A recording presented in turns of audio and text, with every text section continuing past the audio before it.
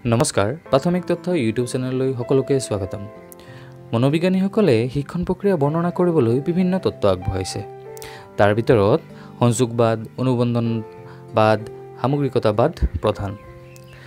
সংযোগবাদ যি তত্ত্ব আছে তাৰ জন্মদাতা আমেৰিকাৰ মনোবিজ্ঞানী থৰ্নডাইক আৰু অনুবন্ধনবাদ এই তত্ত্বৰ উদ্ভাৱক আছিল ৰাছিয়াৰ মনোবিদ আইভান পেভলভে। আৰু যি সামগ্ৰিকতাবাদ মানে গেষ্টাল্ট থিয়ৰী এই তত্ত্বৰ মূল উদ্ভাৱক আছিল বাৰ্থিমাৰ, কোহলাৰ আৰু কফকা।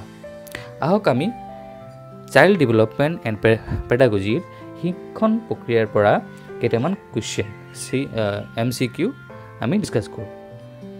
প্ৰথম কুৱেশ্যন আমাৰ যে পেভলভে অনুবন্ধনবাদ তত্ত্বৰ পৰীক্ষা চলাইছিল চৰাইৰ ওপৰত, বান্দৰৰ ওপৰত, মেকুৰীৰ ওপৰত নে কুকুৰৰ ওপৰত? শুদ্ধ উত্তৰটো হ'ব কুকুৰৰ ওপৰত।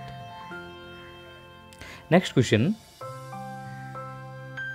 গেষ্টাল্ট শব্দটো প্ৰধানতঃ ইংৰাজী শব্দ, জাৰ্মান শব্দ, ফ্ৰান্স শব্দ নে লেটিন শব্দৰ পৰা আহিছিল? শুদ্ধ উত্তৰটো হ'ব গেষ্টাল্ট শব্দটো প্ৰধানতঃ জাৰ্মান শব্দৰ পৰা আহিছিল।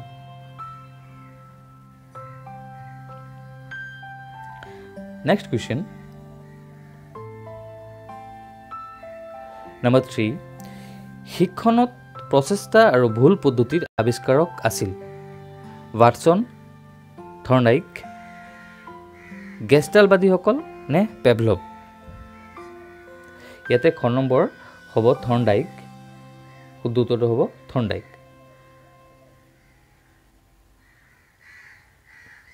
নম্বৰ 4,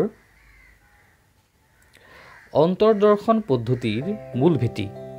অন্তৰ্দৰ্শন পদ্ধতিৰ মূল ভেটি কি? সামগ্ৰিকতাবাদৰ তত্ত্ব, সংযোগবাদৰ তত্ত্ব, অনুবন্ধনবাদৰ তত্ত্ব নে এটাও নহয়? অন্তৰ্দৰ্শন পদ্ধতিৰ মূল ভেটি হ'ল সামগ্ৰিকতাবাদ তত্ত্ব। উত্তৰ হ'ব ক নম্বৰ। নেক্সট কুৱেশ্যন আমাৰ 5 নম্বৰ, ইংৰাজী মটিভেশ্যন শব্দটো আহিছিল গ্ৰীক ভাষাৰ পৰা, লেটিন ভাষাৰ পৰা, ইংৰাজী ভাষাৰ পৰা নে জাৰ্মান ভাষাৰ পৰা? ইংৰাজী মটিভেশ্যন শব্দটো আহিছিল খ নম্বৰ লেটিন ভাষাৰ পৰা। 6 নম্বৰ কুৱেশ্যন, শিক্ষণ প্ৰক্ৰিয়াটো হ'ল উদ্দেশ্যহীন প্ৰক্ৰিয়া, উদ্দেশ্যমূলক প্ৰক্ৰিয়া, গ নম্বৰ অন্ধ প্ৰক্ৰিয়া নে ঘ নম্বৰ বিবেচনাহীন প্ৰক্ৰিয়া? শুদ্ধ উত্তৰটো হ'ব শিক্ষণ প্ৰক্ৰিয়াটো হ'ল উদ্দেশ্যমূলক প্ৰক্ৰিয়া। 7 নম্বৰ কুৱেশ্যন, সামগ্ৰিকতাবাদীসকলে উদ্ভাৱন কৰা শিক্ষাৰ পদ্ধতিটো হ'ল ক নম্বৰ প্ৰচেষ্টা আৰু ভুল পদ্ধতি, খ নম্বৰ অন্তৰ্দৰ্শন পদ্ধতি, গ নম্বৰ মৌলিক অনুবন্ধন, ঘ নম্বৰ ব্যৱহাৰিক অনুবন্ধন। শুদ্ধ উত্তৰটো হ'ব সামগ্ৰিকতাবাদীসকলে উদ্ভাৱন কৰা শিক্ষাৰ পদ্ধতিটো হ'ল অন্তৰ্দৰ্শন পদ্ধতি। কুৱেশ্যন নম্বৰ 8, আনক দেখি বা আনক অনুসৰণ কৰি শিক্ষণ আহৰণ কৰা পদ্ধতিটো হ'ল ক নম্বৰ প্ৰচেষ্টা আৰু ভুল পদ্ধতি, খ নম্বৰ অন্তৰ্দৰ্শন পদ্ধতি, গ নম্বৰ অনুকৰণ পদ্ধতি নে এটাও নহয়? শুদ্ধ উত্তৰটো হ'ব যে আনক দেখি বা আনক অনুসৰণ কৰি আহৰণ কৰা পদ্ধতি হ'ল গ নম্বৰ অনুকৰণ পদ্ধতি।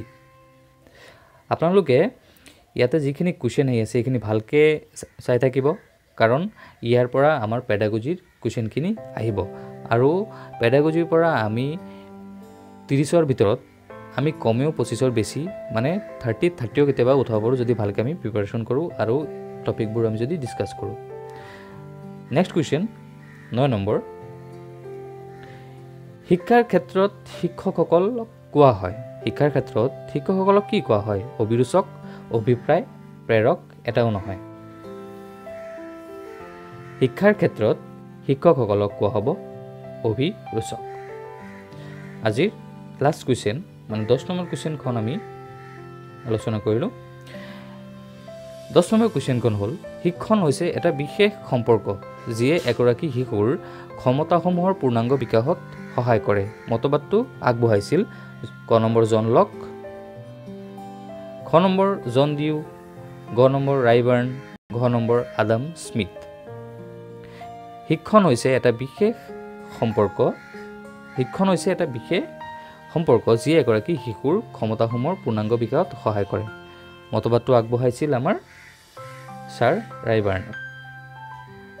ভিডিঅ'টো চোৱাৰ কাৰণে ধন্যবাদ। নেক্সট ভিডিঅ'ত দেখা হ'ব। এনেকৈ আমি প্ৰথমতে পেডাগজি ডিছকাছ কৰি আছোঁ। লাহে লাহে আমি আগুৱাই থাকিম আৰু আমি পূৰা চিলেবাছ কভাৰ কৰাৰ চেষ্টা কৰিম। আপোনালোকে ভিডিঅ'টো লাইক কৰিব আৰু আমাৰ চেনেলখন ছাবস্ক্ৰাইব কৰি দিব। ধন্যবাদ।